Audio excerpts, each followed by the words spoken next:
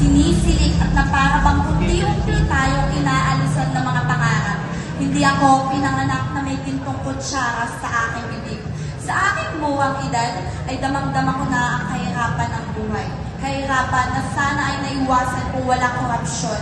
Isa lamang ako sa mahihirap na biktima ng korupsyon.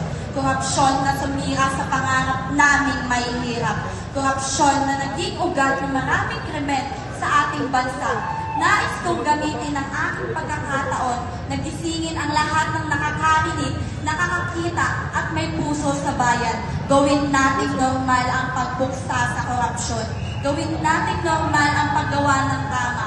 Huwag sana nating hayaan na masira ang edukasyon ng mga kabataan. Huwag sana nating hayaan na lumubog ang ating bayan sa kahirapan at korupsyon. Sama-sama nating harapin ang korupsyon. Sama-sama nating labanan ang korupsyon. Sama-sama nating isigaw, ikulong ang mga kurakot, ikulong ang mga kurakot.